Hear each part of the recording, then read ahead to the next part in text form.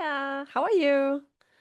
Um, so I was pondering this morning about the whole well, if you're listening in the faraway future, this is January 26th, and a lot of reels are going around on Instagram around Trump and he got somebody gave him a Nobel Prize, they just passed it on to him. He invaded Venezuela, he's like threatening with invading Greenland and so on and so on. And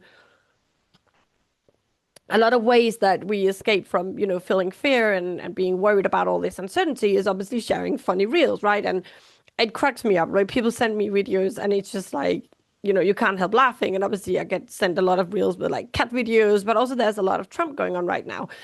And one of my friends has got he's got a sick sense of humor. And somehow he ended up sending me a lot of reels around Trump and this and the other that were actually pro-Trump.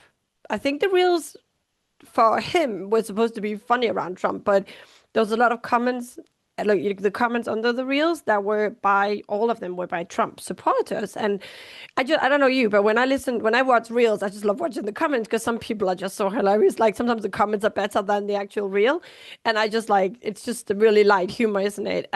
But these were Trump supporters, and it just shocked and surprised me with how dedicated they are and to what they call like this is my president and this and the other. And I felt a lot of resistance against them, and it just shocked me how black and white the world is right now, how it's like us versus them. You're either pro-Trump or you're against Trump. There are no gray areas right now in the political scenarios. It's like you either one or you are the other. And when you think about it, politic wise, um, it has been a bit of a disaster in the past when we have divided humans up in different categories. Second World War, any human against Jews, black versus white, Christians versus any other religion, or just any religion towards any other religions. When you divide humans up in such a black and white scenario and it becomes us versus them, there's just a lot of negativity that comes with this, and you can't get to any solutions. You can't work together because there's no middle ground, right? And I pondered on this, and I don't know what the solution is to this. I do know that, we do have to somehow find a common ground somewhere because we can't keep being divided. No, I don't know how to deal with rednecks that think the earth is flat, but I'm sure there's a lot of other intelligent people that also support us that I don't know. Anyway, I'm not into politics, but I just wanted to talk about this because in veterinary medicine, we sometimes see this as well, where it's us vets against them owners. And we reinforce that when we do a lot of comments around how stupid owners are if they are feeding on raw food, if they are using alternative medicines, if they don't come in and do the deworming and vaccination and everything that we think they should be doing, how stupid they are if they didn't save up for an emergency, or if they didn't insure their animal, or if they thought it was okay to have an exotic animal under some conditions that actually weren't ideal, or the typical when the husband comes in and doesn't know what it's about and the wife sent him in and he's just completely useless. That's a bit more fun, and normally that's not mean. No, but we can be quite, as vets I find, criticize, and we can be quite judgmental against the owners. And I feel when we are like this, that it does tend to become an us versus them scenario. And the more we reinforce this, talking to our colleagues about it, and the more we look for this, the deeper the breach between us is gonna, the gap between us is gonna be. Because if you remember in one of the early episodes, I talked about assume positive intent, which is I'm always assuming that when the clients come in, that they are here for me to help them. They're here to work together to help their pet. They are looking for advice, for help, for guidance, for whatever it is, to help their pet. That's all they want, right? And they want to work with me, and they want to hear what I have to say, and they want me to do something for their pet. And to me, it's always, at least now that I'm no longer on burnout and I no longer resent the shit out of people, to me, it's always like it's a teamwork. You come in with your pet, let's work together and see what we can do with whatever we got available, no? And if they come across in any way negative towards me, I always try to not take it personally. I can, of course, like I'm human. If I'm tired and somebody's telling me, you shitty bed, whatever, of course I'm gonna take it personally. But in general, I try not to take it personally and I always focus on their side of the story, you know? And the problem when we go into this us versus them mentality, as in, for example, me against the redneck that thinks the earth is flat, is that the divide just become bigger and bigger. And now I'm only looking for what separates us. So I'm only looking for what separates us, and I don't, and then I cannot find the middle ground. The middle ground where me and the owner have to meet in order for the best possible outcome for their pets. The more we separate ourselves, the more we feel separate from the pet owners, the worse it's going to be for everybody involved. There's never any advantage of going into an us versus them mentality. So the first step in avoiding the us versus them mentality is being aware that you're doing it. So I was aware the other day with these reels that when I saw that Trump existed, like I saw the side of the Trump supporters, which I'd never actually seen before, because obviously the algorithm and social media will always push towards you what you're interested in. And obviously I'm not interested in any pro-Trump because it's just not obviously not what I click on. So I suddenly got aware of how big a gap there's between the people I surround myself with and myself and the Trump supporters, and I became aware of that this is a problem. So in the veterinary clinic, you will notice this when there's a lot of negative talk around the owners. You will notice yourself judging the owners a lot, maybe a bit of entitlement. You will feel a bit like, well, they shouldn't come here if they can't pay, or you generally, when you think about the owners, you don't feel like you're a team. You don't feel loved by them. You don't feel accepted by them. You might feel rejected by them. You might not feel they're respecting you. Just a lot of like division, right? And that is the first step. You've got to be aware that this is happening. And now comes the second step, which is hard. And I get this. I get it's hard. But you got to take responsibility for your side of it. It is so easy to sit here on our high horse and blame the owners for ABC. It is really easy to just, you know, take everything they say negatively and just like not want to collaborate with them. It's so easy to go in the back and crack some jokes and judge with your colleagues, and sit and say, well, they should have done that, they shouldn't have, and doing this, we are promoting it and we are making it worse. Taking responsibility for your side of it also means taking care of your own mental health and your emotional health, because when I was in, and I'm saying this because I've been there, right? I've been there, I've been in the trenches, and I clawed my way out of them, because I felt super resentful towards the owners, and I almost only saw the negative in it. They wanted stuff from me. The phone was constantly calling. They just want stuff from me. People are not paying me. I don't feel appreciated by anybody. There was a lot of negative self-talk going on. This inner dialogue was very negative around owners, around everything that mattered at that point when I was burned out. But I wasn't aware of how much I was just over focusing on all the negativity. I was like really, my brain, my confirmation bias was just zoned in on how bad the owners were. Like I've talked about before, when you're pregnant, all you see is baby stuff, right? You see prams and cars with baby seats and adverts for nappies. Or if you want a specific car, you only see that car. So whatever your brain is honing in on is what it's going to see. And you got to take responsibility for your own confirmation bias. So when you are only feeling negative stuff and you're feeling very judgmental against the owners and you're feeling attacked by the owners and you're feeling they're not respecting you, there's a lot of that's in you, it's an inside job. So Wayne Dwyer, who is one of these spiritual guys, he did say an example I absolutely loved. He said, it's a really cool metaphor. So when you take an orange and you start squeezing the orange and you squeeze and you squeeze and you squeeze, what's going to come out? orange juice is what you can imagine you're sitting there saying, right? It's orange juice is going to come out. Does it matter how hard you squeeze that orange? And does it matter who squeezes the orange? No, it's just still going to be orange juice coming out.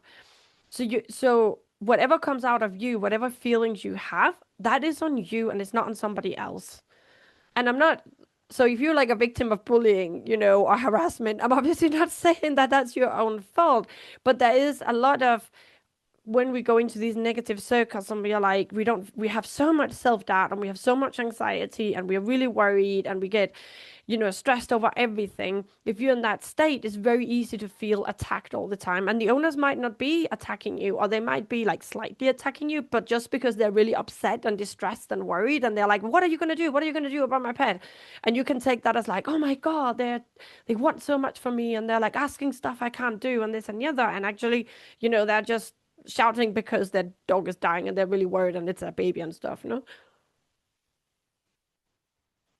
So taking responsibility for your part in this separation between you and the owners, it's a very difficult step and it's very necessary. It's a bit like um if you are overweight and you feel and your cholesterol is high and your lipids are high, then you got to change your diet and you got to move.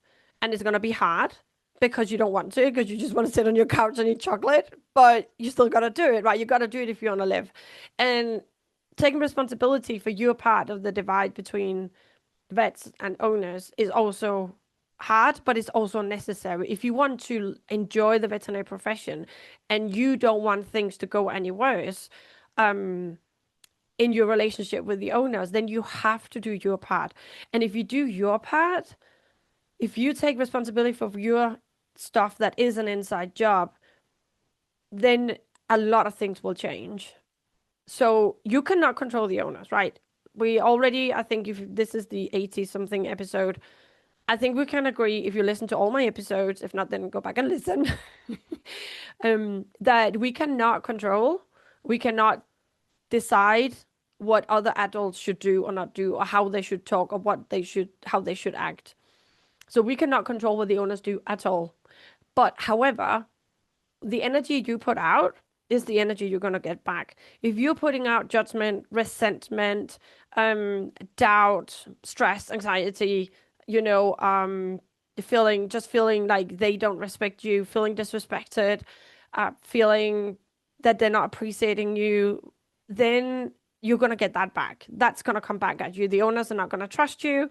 The owners are not going to want to make, the decision. They're going to be really hesitant to follow your advice because they can sense that energy coming of you. They don't feel like you're in the same boat. They don't feel you're on the same team. They can sense this otherness that you are projecting to them.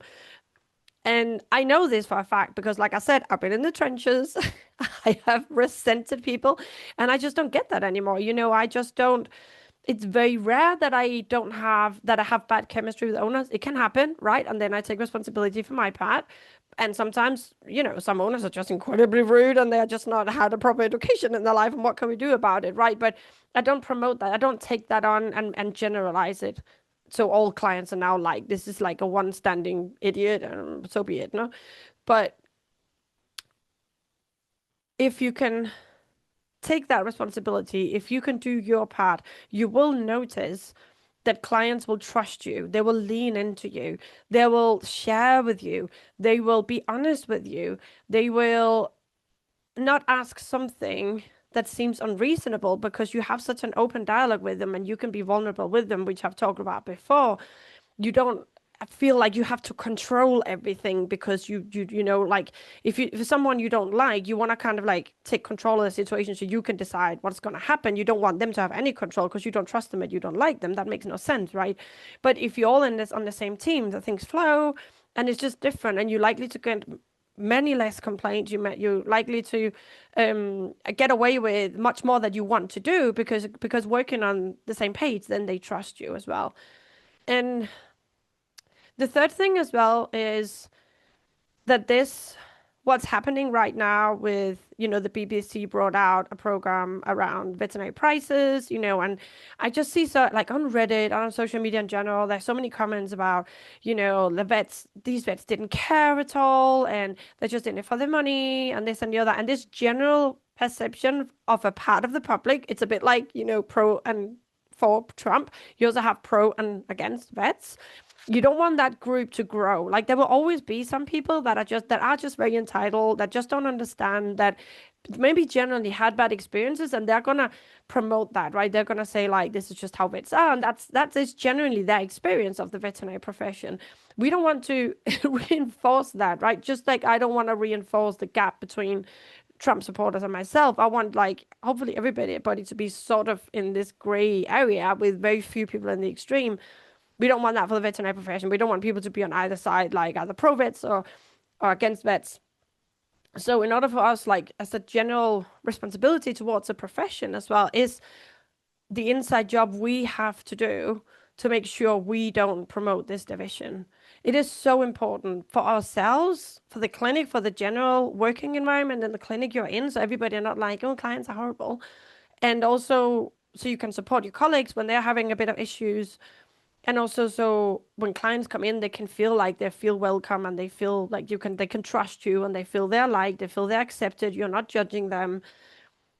So both you, the clients, your workplace, and the general perception of the veterinary profession doesn't get, misunderstood. So yeah, it's an inside job.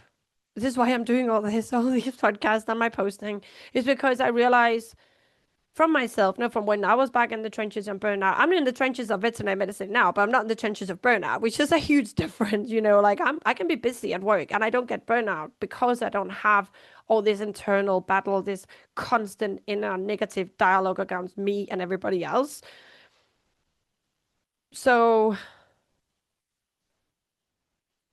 I realize it's hard. I'm not saying it's easy. And if you're burnt out right now, you might just feel a bit like, oh, for fuck's sake, Gunila, I'm having a hard job just getting out of bed and getting to work. Now you want me to take responsibility for the whole situation? Well, yes, because you having a good relationship with the owners and loving the owners and feeling genuine compassion for them and not fearing them and not thinking that they are just like dicks that out to get you, make you have a much better experience of vet med as well. So it's a responsibility of your part in it, but it's also for yourself, because it is so much more fun if you can just assume that all the clients love you until they like very, very clearly disprove your point, right? It is much better for yourself as well. And it is a part of the battle against burnout, is handling how you see clients and handling how you see the relationship between pet owners and the veterinary profession in general. We cannot keep going on social media and sitting there absorbing all the negativity, and just reinforcing in the comment after comment after comment. Yeah, but owners are also dicks because blah, blah, blah, blah. And why did they do this? And in my clinic, that. Like, we cannot keep reinforcing that. We need to take a step back from that negativity and try to like meet more in the middle ground. So, like I said, I don't have an answer for the Trump situation. I'm still pondering on that. My eldest daughter is studying political geo something people socioeconomics. I don't really know what it is called, what she's studying right now, but I'm helping her with the essays, and she just did a huge essays around the MAGA situation, and just this the way they study it, and it's very, very complex. It's very complex, but I have good discussions with her, and it's really nice to just talk about the situation and trying to be a bit more neutral and trying to see it from different points of view. And I want to bring that into VetMed as well, so we can be a bit more neutral and not see some owners that's basically Trump. Okay. So here's to a very peaceful 2026 and so forth, both in the world and also in VetMed. And hopefully this can give you maybe a 1% push towards seeing clients through some more loving eyes, if that's an issue you're having right now. All right. Take care. Have a great rest of the week. Bye.